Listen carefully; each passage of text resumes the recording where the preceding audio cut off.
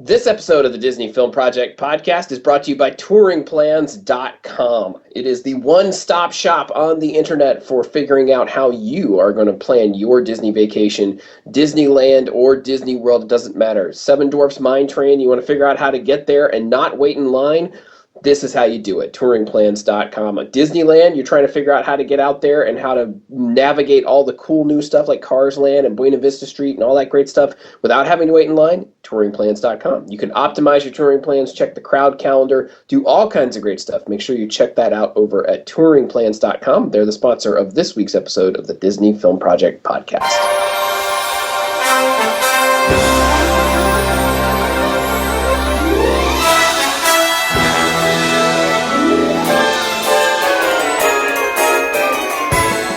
Welcome again, everybody, to the Disney Film Project podcast. This is the show where we talk about the films of the Walt Disney Company. Marvel, Pixar, Lucasfilm, Disney Toon Studios, anything and everything related to and doing with the Walt Disney Company and Walt Disney Productions we talk about here on this program and over at DisneyFilmProject.com. I'm Ryan Kilpatrick, host of the program, and along with the folks you're about to meet, we run DisneyFilmProject.com, where you can find Blu-ray and DVD reviews, show notes for this very show, and all kinds of great content, including reviews going back to the 1920s shorts that Disney did. So make sure you go and check out all that great stuff over at DisneyFilmProject.com. Joining me, as always, we have our fine film experts. First of all, a man who has been known to butt heads with a bighorn sheep, Mr. Todd Perlmutter. Ouch, that really hurts. Well, I just telling the truth, Todd. I'm not trying to hurt your feelings. But I know. Butting the sheep. Got it. Okay. Yeah. And, of course, also from all things of the internet, there is Miss Rachel Kolb. Hello. Just a reminder that I am still doing reviews of Agents of S.H.I.E.L.D. over on soundonsite.org, so definitely go over and check those out. Great. And our fine producer who keeps things running on time around here and keeps editing our wonderful ramblings down to coherence is Miss Cheryl Perlmutter, who you can find on Twitter at CherylP3. How are you, Cheryl? Doing good. I'm a little bit behind editing, but I had to do some skillful editing on the last episode of this came out this week. Well, we will look forward to hearing that we have already heard at this point, I guess. Yes. All right, so today we are going to talk about a movie that was on the, if you guys saw the Treasures from the Disney Vault series on TCM over the holidays back on, what was it, December 22nd, 23rd, somewhere in there. Disney and Turner Classic Movies did this great partnership where they showed some great old stuff from Disney, including Davy Crockett, including some old Disneyland TV episodes, some animation, and also the film that we're going to talk about, one of the true life adventures, The Vanishing Prairie. So you can find this if you missed TCM, you didn't DVR it. We tried to give you the heads up, to DVR it, but if not, you can find it over on Amazon as well. So if you want to go and check that out before you listen to the rest of the show. But it is a 1954 true life adventure, much like all the other true life adventures, directed by James Alger with narration by Winston Hibbler. And this time, we talked about The Living Desert before on the show, and this time this was released as a double feature with that at one point. And so we've moved focus from the desert to the great wide prairie in the middle of the United States. And much like The Living Desert, as we discussed in that show, a lot of the stuff that you will see in here is not actual nature, but a semblance thereof. Yep. There's cutaways and things like that you're not going to get in nature. What? Yes. I don't know if you guys know this, but you can't actually stick a camera in the ground and get a full screen cutaway of a burrow of a prairie dog. Wow. It's a wonder you don't see the little piece of meat that they're dragging along in front of the prairie dog, is it? Or the sheet of glass that's in front of the burrow. Yeah. Yeah.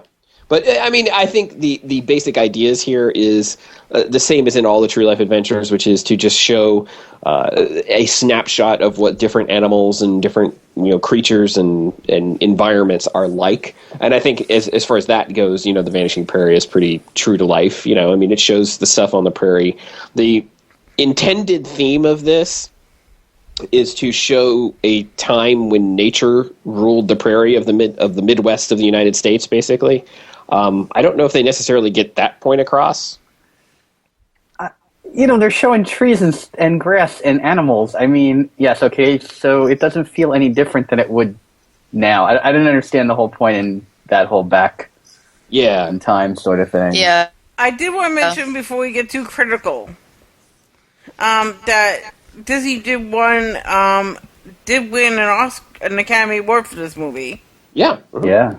And that, as Leonard Maltin points out during his interview segments on TCM, is we have to remember that there's no Animal Planet back then. Right. There's no National Geographic Channel. There's no nature trails whatsoever. So this was also something that came into life as something that established what we currently see. Yeah, that's absolutely right. Like Disney basically created this whole genre that we had. If you guys remember the Mutual of Omaha shows, that was what I remember growing up, right? Where we would see the animal kingdom and stuff, and then I would see these, and I was like, oh, that's where that came from. So you're absolutely right, Cheryl. This is way back in the day of 1954, before any of those things that we've seen. And I don't know that we want to. I don't know that it's necessarily something that. It's kind of weird. I don't know that you can really actually critique these films, because it's not like there's a storyline or anything like that you can actually critique whether they put it together. It's just, here's some shots of nature. Enjoy. Yep. Pretty much, yeah. And I don't really have as much of a problem with this one, because really the Vanishing Prairie does have some informative things to teach you about animals and how they live, and how they seek out a mate and all that stuff. It has some stuff that you can learn from it. Yeah. Oh, for sure. I mean, I thought the intro, like we said, was pretty cheesy, just to dive into the movie. It has an animated opening, as many of these true life adventures do, where they're talking about the history of the prairie of the U.S. and how settlers traveled across the prairie. So it introduces us to different landmarks like Chimney Rock or Independence Rock or Devil's Gate or the Continental Divide, things like that. Just sort of tracking the path of settlers across the prairie. I thought that was pretty interesting. And then, showing how when Indians roamed the prairie, how they would paint, pictures of the animals we're about to see on the cave walls. They do that with animation. I thought that was very interesting as well. Just sort of, it was an interesting way to get into the backdrop of what these things are. I don't think they were actually, the intent then was to go back and say, here's how people came in and saw the prairie, and now we're going to go back to when those things didn't exist. I just thought that transition was a little weird. I don't think it mattered. I think it's probably the only part of the whole entire episode of the True Life Adventures that didn't matter in this particular one. Yeah. The one point I wanted to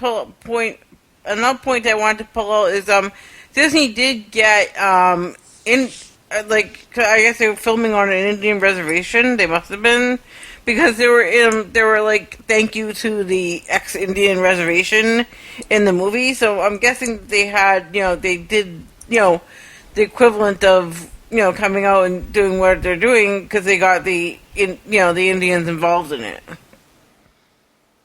Yeah, I don't know. Yeah, I kind of like the moving paintbrush stuff that you were talking about, because it reminds me of that scene that's in Spaceship Earth. Yes, yeah, I thought the same thing, very much so. So it's interesting as we get into the animals. Like, they move through the different types of animals very, very slowly. So if you've seen, like, we haven't talked about it on the show, but like Seal Island, which is another one of the True Life Adventures, it's 30 minutes just focused on seals. Which, again, also won an Academy Award because, like Cheryl said, it was establishing something new. But this one, they go through, like, birds in one piece, then move on to buffalo and antelope and other things like that, which I thought was kind of cool. And then you don't get really into the interactions between the different animals until you get into, like, the prairie dogs towards the middle/end of the movie. Because, like, the opening part is the migration of birds, and some very funny footage of ducks slipping on the ice, which was laugh out loud funny. I called it duck bowling. Yeah. The whole thing, like, it's funny. So that the narrator, right? You have Winston Hibbler doing this particular narration, and he's a very clear speaker, and it's funny because he's interjecting humor, but he's not breaking his presentation. Right. It's not monotonous, but it's just like very even keeled. Yes. Yeah. You're right. He never breaks character or anything like that. There's a lot of bird footage at the very beginning, which I'm not like a huge bird lover. Well, I should say up front, I don't get the nature movies, so they're not for me. I totally understand that they're very good as far as art and that sort of thing, but like just sitting and watching the various animals doesn't really do a whole lot for me. But like, I thought the bird footage especially was just like, okay, here are the slipping ducks was funny, and then the next part is like there's just ducks, and then we go to see swans, and then we see some of the birds actually try to court each other. Yeah, they actually go through the different birds. Now half of them are grebes, is that the right word? Grebes, something like that? Grouse, right? Okay. Well, they go like red. I thought it's redneck grebes. They get to grouse later on. Oh, that's right. Yes, you're right. Yeah, because they do a whole lot of grebes, then they do like cranes, various cranes, and then they get to the grouses. Correct. Yes. And it was really funny because at one point the sandhill cranes come up, and I say to Cheryl, "You recognize those guys, don't you? Because you see them like every day walking the streets down here in Florida." Yeah, we don't have those in Georgia. Do you have those in New York, Rachel? I don't believe so. No cranes. Interesting. Yeah. Especially now. It's way too cold. I feel like I've mentioned what I'm about to say in another episode before about sandhill cranes. I swear. I remember saying this before. But there was actually once upon a time, because there were so many of them, a movement to make them a food supply, like chickens or anything else. Isn't that weird? That is very weird. It just popped into my head, and I remember like for some reason it came up in another episode. It's interesting. I mean, if you like birds, you're probably going to like this section because they go into details like about, certain birds only lay like one egg per year. That's it, which is very different than what you're used to. If, chickens lay one egg an hour almost in some cases. Yeah. Depending on, what type, where they're from and everything like that. I did enjoy the father trying to incubate the eggs and like letting one slip. When it gets stuck on him. That's really funny. Yeah, I was actually just going to go right there. So that's great. Yeah, I did enjoy that part. That was pretty funny. And then the grouse doing their little dance thing, like where they're like their chests are bursting and stuff. That was something. Yes, I do enjoy those. I've seen grouse in a lot of other nature documentaries. They're quite amusing to watch for a few minutes. Yeah. Well, and that's the thing is like I think there's a fine line when they do these of like too much of any one particular animal. Yeah. If you stick with one thing for too long, it gets a little tricky. But I think they did pretty good in this one especially. This one moves at a much quicker pace, I felt like, than The Living Desert or some of the other ones that I've seen. Like they don't stick on one section for too long, but I thought like my only complaint was like all birds for a while, and then we get into like when I think prairie, I think what comes up next, which is the buffalo. Well, I'm with you, Ryan. I'm also liking this better, but I'm also missing parts of The Living Desert because, like, if we remember the music segments, although they were, they must have been set up and whatever, I missed that part of it.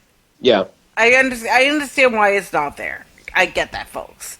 I'm gonna say I wish they carried that along. Right. Yeah, I mean it's a different type of movie. I think it's the same. It's a nature movie, but yeah, it's a different. Yeah, it's just a different sort of setup. By the way, I actually had enough birds written in my notes. So we're all on the same page there. Yeah. But like it goes to the buffalo, and you see all the various buffalo, and then you see one giving birth, and then at that point, I had enough buffalo.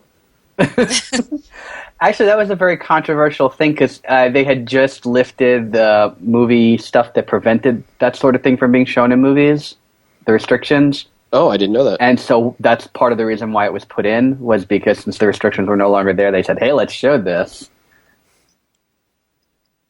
Yeah, I think my note on that was something akin to "poor mom." Poor mom. Watching that buffalo give birth. Yeah, that was very, very disturbing. And then watching there's a section right after that where the newborn buffalo is stuck, like trying to find its mama and trying to eat. That was also a little disturbing. I actually would have liked to have seen more buffalo, just like their behaviors on the prairie and things like that, more so than the birth cycle. Yes. Yeah, But it was interesting. There was one scene where they start having them stampede a little bit because I think that's like lightning storm or something. It sets them all off. Yeah, towards the end, right? Right, and that's very interesting because that's what people are used to seeing when they talk about buffalo. Is that visual of just hundreds of buffalo stampeding along. Yeah, that's the stuff that like you see like in fiction movies, right? If you see a herd of buffalo. Yeah, and then there's also the bit about them rolling in the dirt with the prairie dog burrows. They come back later. It is nice the way they kind of like thread off of one species of animals and then back into it a little bit more, just as they're telling the other story. Yeah, it is interesting. I mean, like, because the next bit, there's actually quite a bit more threading through other animals. Like, because I just put in my notes antelope time, because that's pretty much what happens next. It's just like we just spend a little time watching the antelopes, and then like right after that, they roll right into the bighorn sheep. And seeing them, the fact that the bighorn sheep have basically, which I didn't actually know this, like they moved off of the prairie and into the mountains as a sort of an adaptation, which I thought that was interesting. I would have liked to have heard a little bit more about it. It was kind of cool, like showing them and how they butt heads and all that kind of stuff. Well, they get to that at the end, and that's actually, I guess, one of the most talked about scenes is at the end when they come back to the bighorn sheep and they're bashing their heads to the anvil chorus. Yes, that's what I remembered. Like when we said we were going to do this, I've seen this before, and that's what I remembered is that, and then the buffalo stampede, like you said, towards the end. I remembered that, and the prairie dogs being chased by the ferret, which we'll talk about in a second. I would also watch a lot more of them just climbing, because I just love watching them just defy logic and gravity. Yeah, exactly. It doesn't look like there's any way that they should be doing what they are able to do. Yeah. The other part that I actually liked in this particular section was the mountain lions. Just because there's a whole bit about the mountain lion stalking its prey, right? There's one where it's stalking a deer, and there's others where it's like where some of the prey gets away. I find that stuff more interesting. Like whenever if you're going to show me a nature film, like show me the African lions on the Serengeti stalking things, and I'm in. So I enjoyed this part quite a bit. Actually. Also, I thought of the scene, the famous scene from the Jungle Cruise. Yeah. Yeah, they do basically the same thing with the deer as they gloss over the fact that the mom lion kills it's a deer, right, that it kills? Yeah, it is. Yeah. Yeah, you don't typically see like which I thought was interesting. You don't typically see mountain lions and deer and things like that. Like it makes perfect sense, obviously, that's what it would be, but you don't get to see these interactions usually. Like when you see mountain lions, typically like in fiction or something, it's some crazy person is stuck in the mountains and they're getting attacked by a mountain lion. Yeah. Whereas in this one, it's a mother, getting food for her babies. Right. And then just kind of burying it under some sticks. Yes, saving some for later. It's the mountain lion refrigerator. I enjoyed the fun was watching the mountain lion kittens. Like I enjoyed that part because there's a part where the mountain lion kittens, for people who are listening, are trying to learn how to hunt and how to eat because they aren't bored with this knowledge, and they're trying to catch fish. And that doesn't work out so well. And then, they try to catch a squirrel. Yes. Yeah. I thought that was good. That was interesting. Yeah. You know what? it's just a weird fact that thing about how the lioness buries they eat the food, but then they save it for later by storing it. I mean, isn't it just going to rot? I mean, I'm guessing if you're a mountain lion, you're not all that concerned about, like, preservatives and stuff? Or dysentery or whatever you would get from eating that stuff? They don't use ice boxes?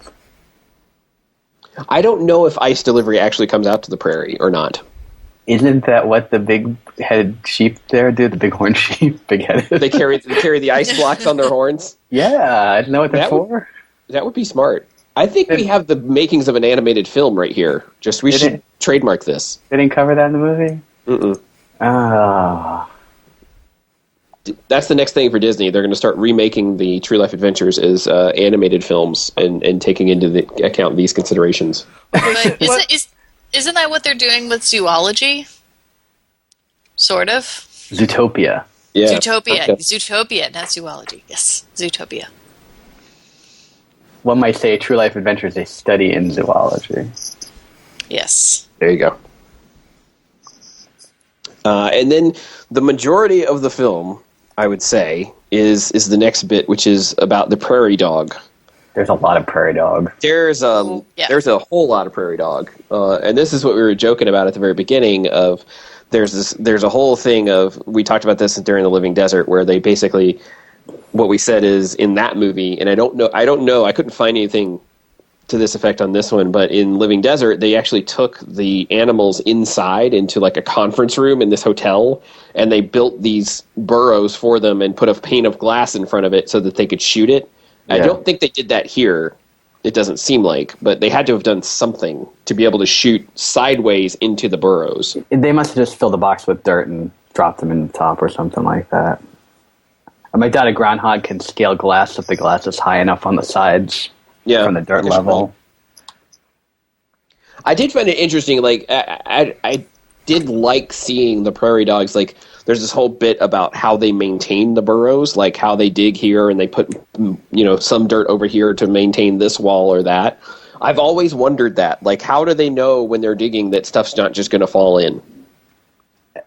I really have no idea. They don't go into it either, so I guess you can do further research. If I cared enough, yes. Yeah. To me, there got to be a point in this gopher stuff where groundhog prairie dogs or whatever they are, they're all the same thing. Mm-hmm. I just started to zone out because it was like really the same thing over and over again for a good 15 minutes. Yeah. Well, it's basically them and the various predators, right? Because it's first we see all the stuff about the burrows and what they're doing, and then we see them above ground encountering other animals. This is like the first time in the movie where you really see the interactions of other animals. And so then you get the burrowing owls, which that was fascinating to me. Like, I didn't know owls would burrow into the ground. Yeah, they took over the gopher mounds. That's what they were talking about, right? And that was so they didn't create them. They said, "Hey, I'm going to use that." Right, but that's what I mean. To me, owls live in trees and spout wise things about Baxons. I did not know that they went into the ground. I like the whole thing about the baby owls playing with the rattlesnake. Yeah, because then the owl plays with the rattlesnake, and then the rattlesnake fights it's like, well, forget you. I'm going to play. We're going to go track down prairie dogs, which I don't blame him, by the way. Yes, it is interesting though, because it's not like you think rattlesnake and you think how you would fight it right away. Later on, though, when the rattlesnake gets beat up, yes, right, it's a falcon, I think, that goes after it, right? If I remember coyote. A coyote. Oh, the coyote, that's right. Yeah. What I thought was interesting is, remember the movie The 10 Who Dared, and remember the guy who's killing the rattlesnakes all the time and eventually gets bit? Yes. Right? If you pay attention, the coyote's actually attacking the rattlesnake the exact same way that guy was attacking the rattlesnake. You're right. I didn't think about that. You're right. The coyote does that. Yeah. Interesting. I did not think we would be able to draw a parallel between those two films, but congratulations, Todd. Thank you. Well done. Yeah, the rattlesnake shows up, and then we see the rattlesnake going through the hole, which, again, I just wrote in my notes, I assume this was staged, but I don't know how. right? Because it's a rattlesnake. You see the side view of the burrow, and you see the snake going through, and like the prairie dog is like it's chasing the prairie dog, and the prairie dog like goes up instead of down. The snake goes through, and then the prairie dog comes out the other side like Bugs Bunny. Yeah, that is pretty funny, actually. Yeah, I mean it's straight out of Bugs Bunny. Yeah. Something I'd like to see is, since we're talking about stuff, I'd like to see maybe like Disney put cameras in Animal Kingdom somehow, and like do like a live stream of that. Well, I don't imagine it would be as interesting. You never know. Look all the they couldn't probably publish some stuff like all the problems they had introducing the zebra in. Yeah, that's true. But I don't know. You never know. It could be interesting. I took one of the backstage tours once, and it was really interesting. I thought it was going to be boring, and it was really interesting because I learned like there are two sets of lions. There's the older set and there's the younger set, and they filter the set every 2 days, and depending upon how the lions are and everything like that. Wow. And so I really like that. So I'd like to maybe they could do some type of a series if we're talking about like bringing this back of adding this somehow, of adding like the keepers talk about the animals and then showing us the animals somehow. It's interesting to say that because like you say that stuff about Animal Kingdom, and then I look at the endless shots of prairie dogs, and I don't know that I want to see more of that. Because it's like this whole section I just titled like prairie dogs being attacked, because first it's the owls, then it's a rattlesnake, then there's a badger that goes after the prairie dog. And then finally a coyote. It's like literally like, here's the cute prairie dog. Here they're very cute and adorable, and look at how they burrow and they work together. And now we're going to send endless attackers after them to see if we can test your sympathies. That was what I saw in this part of the movie. Poor little things.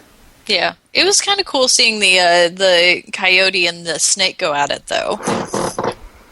I mean, like it was pretty brutal, Like actually, any movie like this that shows like actual animal death it's kind of strange, but also kind of interesting. We also get badgers.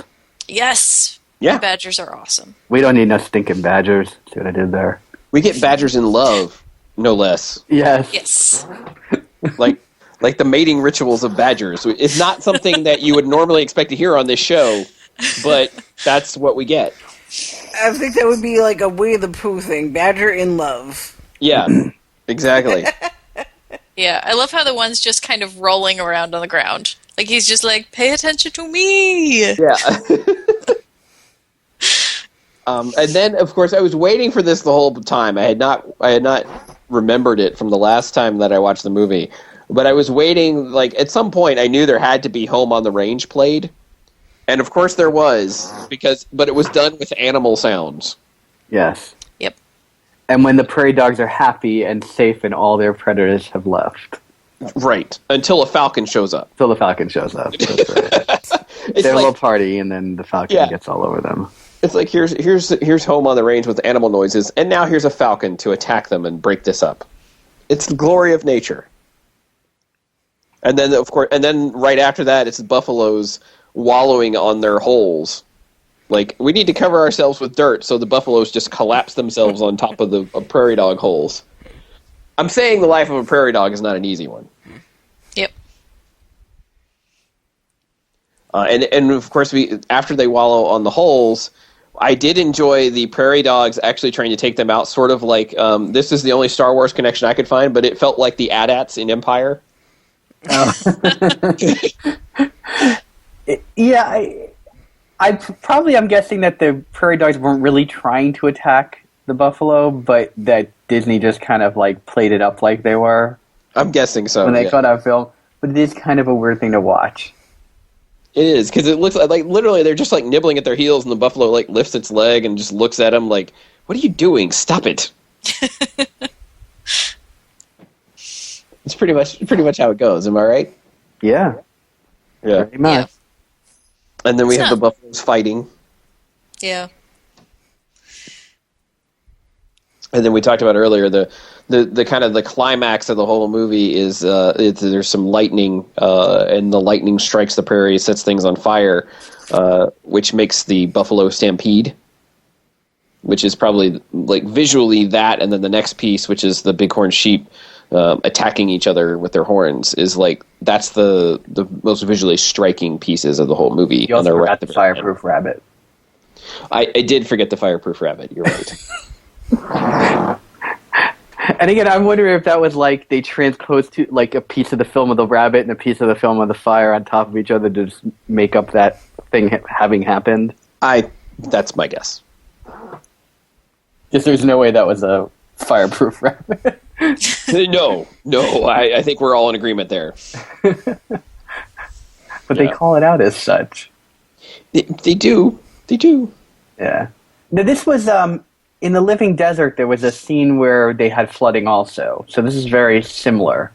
Yes, and I want to say there's another one that I've seen where they have similar things, like where they talk about the rain and the the fire and the rain and the healing and the spring and that whole sort of thing. I don't know. There's a phrase I'm looking for that I can't I can't wrap my mind around. You know what I'm saying? Not sure. Yeah. But yeah, that's the whole movie. I mean, like we said, there's not a lot to talk about, like in terms of plot and go through, like we normally do with some of these movies, just because it pretty much is just these little snippets of animals. But what I think is well done about these films, especially the features of the True Life Adventures, is that they're edited together very quickly.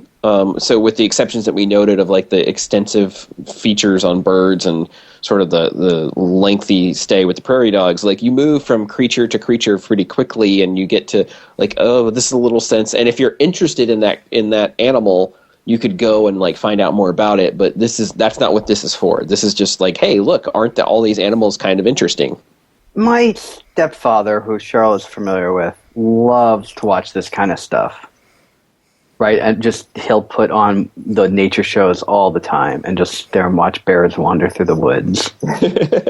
Okay. Well, like Cheryl mentioned, like this film and others of its ilk, spawned the animal planets of our world and all the other stuff that we have, in these days. So there's definitely an audience out there for it. I think for people like us who are movie lovers, who love plot and story and conflict and characters, these probably don't offer as much for us. Yeah, I think the current ones do more because as the series has evolved.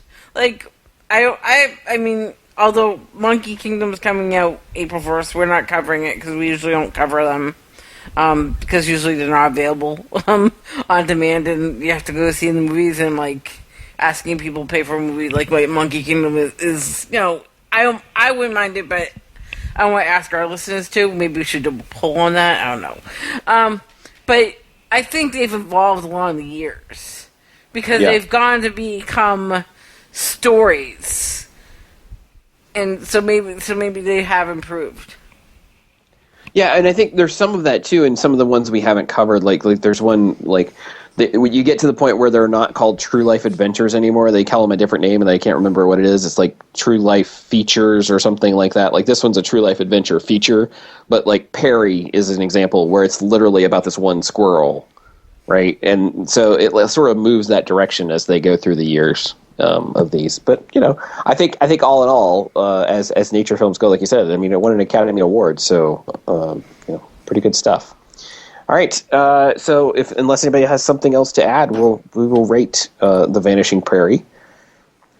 I would say as far as when The Vanishing Prairie was made versus now, I do think that one of the reasons why nature documentaries have gotten much better is because of the improvement in equipment and just being able to be more mobile with the cameras and everything.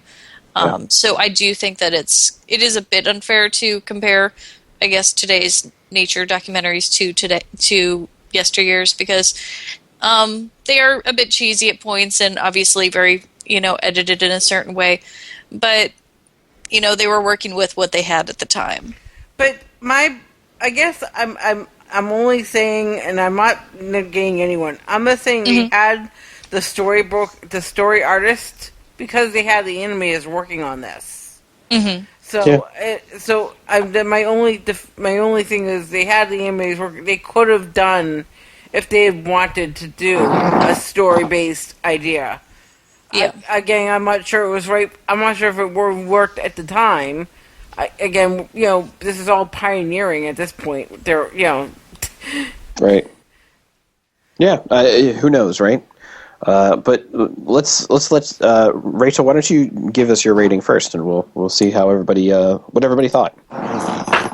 Okay. I don't think this is anything too spectacular, but I'm going to give this 2 stars. I'm glad that I saw it. It was a fun little diversion for an evening, just kind of watching prairie dogs be silly, and the grouse. As I said, I always enjoy seeing them. But I wouldn't say that this is anything that you have to see, especially if you've seen a lot of more recent nature documentaries, like the Earth series or anything like that.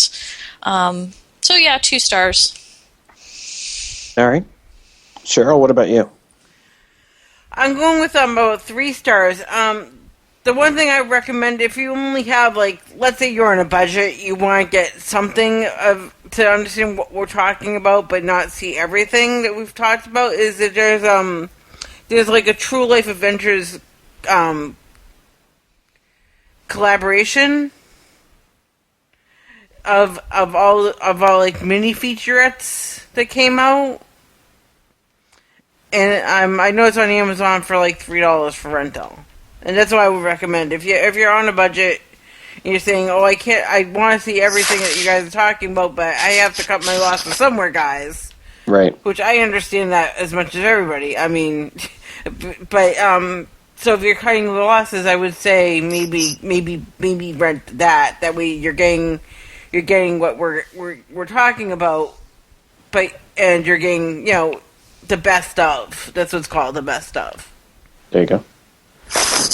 Yeah, I'm with you, Rachel. I would give this a 2. Again, not because I think it's bad. Not at all. I think it's well done. It's just, I think, as we've said before, in here, the nature films are not my cup of tea. I think I need a little more to latch on to carry me through the whole thing. So it's actually a little difficult for me to sit through the whole thing in one sitting. I found myself, kind of forcing myself to watch the whole thing. And like I say, each little bit's not bad. It's just there's nothing that really drags you through the whole film. What about you, Todd? Yeah, I'm a little torn. I mean, I almost feel like 2's too low, but I can't really justify giving it higher than 2 either. It's not terrible. It's actually very watchable end to end, except, like I said, I have that point where they go over the initial stuff with the gophers that's 15 minutes long, just really wore me out. If any part of the movie wore me out. When they're doing the battling and stuff like that, that's fun. That's what you really want to see. And Disney kind of sort of spices it up because that they played up a lot of it and cut footage together to make it look like something it wasn't. And right. So, but other than that, yeah, I'm also going to go with the 2. All right. Fair enough. So I think we're all in the same basic range, between 2 and 3. So you guys, if you really like nature films and the stuff like Todd was talking about his stepfather, and you like this stuff, I think this is a great one, right? It's just I think you've got a group of folks here who are not particularly keen on that sort of thing, but keep that in mind. All right, so if you guys agree with us or disagree with us, let us know over at DisneyFilmProject.com. You can leave a note in the show notes there, or you can also email us, DisneyFilmProject@gmail.com. You can do Facebook. You can find us there at DisneyFilmProject.com, or you can tweet us at DisFilmProject. And you can find us in all of those various places. And we would love to hear from you. We are very happy when we hear from our listeners. So make sure you let us know what you guys are thinking. Of course, if you're listening to the show, you can do that on Diz Dad's Radio. You can do it on Stitcher and, of course, on iTunes or your other podcast aggregators. If you wouldn't mind, please go over to iTunes and rate us and let us know what you're thinking of the show, or leave a review. It helps people find the show. It's very, very helpful. So we appreciate it if you guys could do that. And last but not least, I think that will do it for this episode of the Disney Film Project podcast. So if for Todd and Cheryl and Rachel, I am Ryan, I will say goodbye, and we'll see you again soon. I say, I don't remember digging this. Under broad blue skies, they pushed off towards the horizon, into the great unknown. I wonder what a fella's got to do to get some breakfast around here.